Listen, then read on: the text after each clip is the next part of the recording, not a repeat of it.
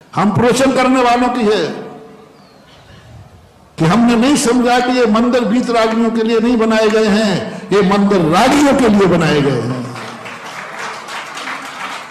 भगवान के लिए किसी मंदिर की जरूरत नहीं है, और भगवान के जो मुनि महाराज हैं इनको भी मंदिर की कोई जरूरत, मुझे मंदिर की कोई जरूरत नहीं है, आगम में स्पष्ट उल्लेख है।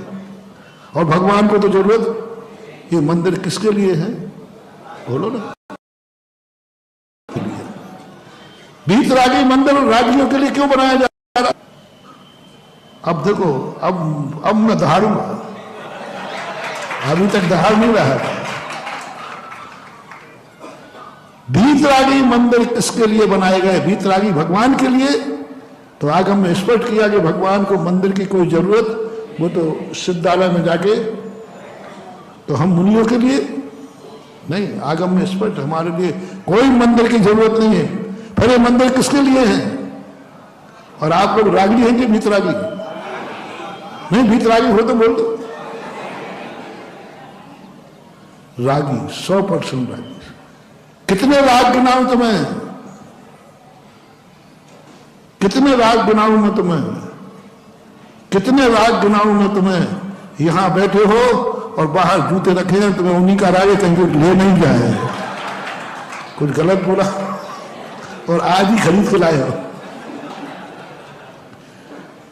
बोलो, राग यहां तक जा सकता है कि नहीं जा सकता? ऐसे कितने राग हैं तुम्हारे? उन रागियों के लिए वीतराग मंदिर बनाए गए हैं। जब रागी के लिए ही बनाए गए हैं तो वो कहां जाएगा? तब मैंने जनता को आगम में खोजा। मैंने कि भगवान सब चले जाएंगे, बैठे रहना आप यहाँ, और आप बैठ के क्या करोगे? आप भी सिद्धालय पधारो, हमें आपकी कोई जरूरत। भगवान को भी काय को बैठे यहाँ, कोई काम के तो नहीं आप, मुझे तुम्हारी जरूरत है नहीं, और आप काय को यहाँ बैठे हो? इनको, इनके काम तुम करोगे नहीं। तब भगवान ने कहा, बेटा दुनिया ने जो कहा तो कहा, तू बोलने इनको लिए कि मैं काय के लिए आया हूं। वीतरागी भगवान रागियों के लिए ही आते हैं, और रागी समस्या लेके बैठा है। फिर मैंने सारे आगम को छाना, तब मैंने कहा, लौटो रे, आओ आओ आओ, यहां मत भागो। जो कार्य राष्ट्र विरोधी ना हो, समय हो रहा फिर भी थोड़ा संक्षिप्त कर रहा हूं, राष्ट्र विरोधी ना हो वो काम, उस कार्य की शुरुआत हमेशा भगवान का, गुरु का आशीर्वाद लेके करना चाहिए। नमोकार मंत्र पढ़ के करना चाहिए, मंगलाष्टक पढ़ के करना चाहिए। कौन सा कार्य? जो राष्ट्र विरोधी ना हो, कानून विरोधी ना हो, जिसे राष्ट्र की सहमति है, वो सब कार्य मंदिर में श्रीफल चढ़ा के करना चाहिए। वो कोई भी कार्य XYZ राष्ट्र विरोधी नहीं हो, कानून विरोधी नहीं हो, उस कार्य को सारे भारत के लिए मोटिवेशन दे रहा हूं।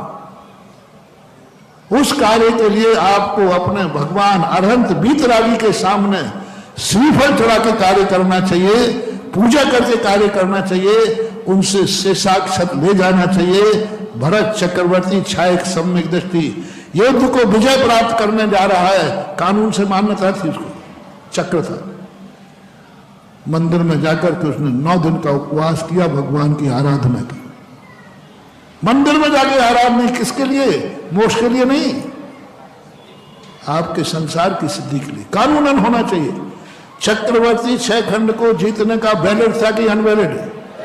वैलिड था। मंदिर में गया, जहां गुरु मिले, गुरुओं से आशीर्वाद लिए, राजाओं ने गुरुओं से आशीर्वाद लिए। राजगद्दी पर बैठने के पहले, राजगद्दी पर बैठ रहा है, राजगद्दी में क्या नहीं करना पड़ता। और जय राजा मुनि महाराज के पास जा रहे हैं, भगवान के पास जा रहे हैं, भगवान राजगद्दी पर बैठ रहा हूं। राज तो राजनीति होती है, जैन आगम की बात कर रहा हूं। मैंने लौटाया, आओ लौटो। मेरी शांति धारा आपके कष्टों का निवारण करेगी। मेरी शांति धारा इच्छाओं को पूरी करेगी। 100% तो कोई कॉलेज भी नहीं देता। आओ लौटो।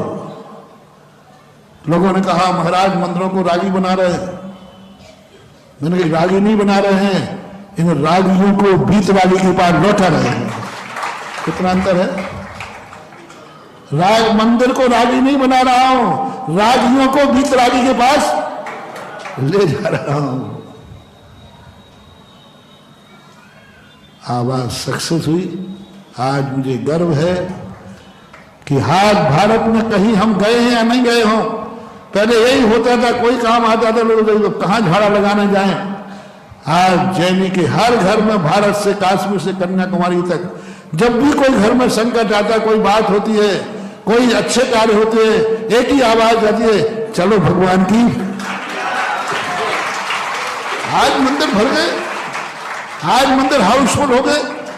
आज मंदिर जो सुने हो गए थे, बुनाई में बताओ कौन सा मंदिर हाउसफुल नहीं है। देवी अभिषेक दिन को तुम बुलाने से नहीं आते थे, दो चार वृद्ध रहते थे ना जो वही करते थे, छोकरा तो बाहर घूमता था। लेकिन आज उसके समाधान हुआ। दूसरा सिंपल, जो कार्य आपके परिवार की सहमति से हो, सामाजिक मान्यता हो और आपका परिवार का सहयोग हो, उस कार्य के लिए सदा अपने भगवान और गुरु का आशीर्वाद लेके करना। क्षमा करना आगम के अनुसार पुष्पवचन सेन स्वामी महापुराण। रिपीट कर रहा हूं, परिवार की मान्यता है कि नहीं, समाज की सहमति है कि नहीं, बस आप ग्रस्त हैं। जिस कार्य में परिवार की और समाज की सहमति हो, वह कार्य सदा अपने जिनेंद्र, अपने गुरु का आशीर्वाद लेके करना चाहिए, जो परंपरा आज भी जीवित है। अब ये परिवार क्यों दूल्हा देव के पास गया, वो दूल्हा के पास आया जो दूल्हे नहीं बना। ये है जैन दर्शन। कार्तीय कहीं ना कहीं चढ़ता है, काट दो कहीं ना कहीं चढ़ता है। आज कहां चढ़ा, बोलो कौन सा मिथ्यात हो गया। काट तो चढ़ नहीं था। कौन कहता है संसार बढ़ा रहे हैं, ये कहो संसार को संभाल रहे हैं। ये काट चढ़ा करके संसार बढ़ाने का नहीं, संसार संभाल रहे हैं कि संसार की कितनी बड़ी चीज। जब मेरी आंखें खुली, जब 98 के अंदर महापुराण पर गोष्ठी थी अलवर के अंदर, उस समय जब जिनसेन स्वामी कहते हैं शादी भगवान के सामने करो, मुझे समझ में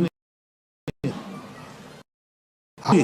बोले कोई बात नहीं, हम इन्हीं रागियों के लिए बैठे हैं,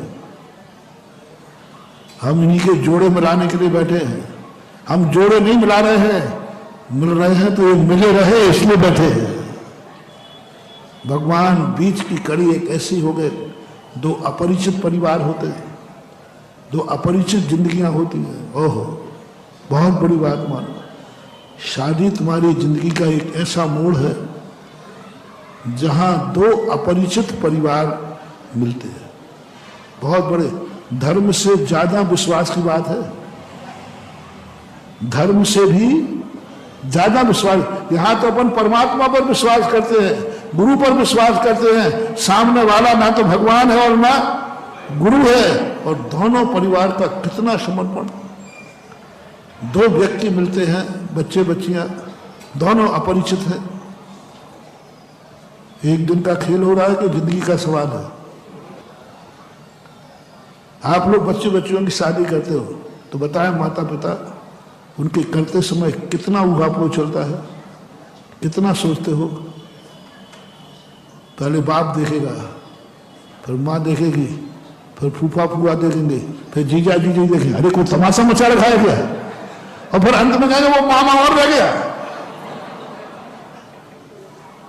इतना सोच तो किसी ने सम्यक दर्शन प्राप्त करते समय नहीं किया कि मैं भगवान को समर्पित करता हूं। पहले बाप से कहो भगवान देखना भगवान ये सही है कि नहीं। एक बार प्रभु का दर्शन किया, समर्पित हो जाता है। कितना द्वंद्व आप लोगों के अंदर होता है। धन्य है वो जिनसे कि चिंता मत करो, तुम दोनों अपरिचित हो, दोनों की जिंदगी बीच में जा रही है, तो दोनों परिवारों का समर्पण करने वाला वह कौन है? जहां दोनों समर्पित हैं।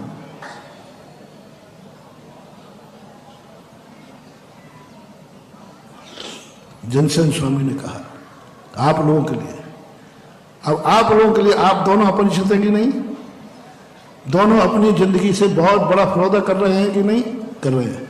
अब तुम्हें कुछ नहीं देखना, उस व्यक्ति को पकड़ो जो दोनों परिवारों का मान हो,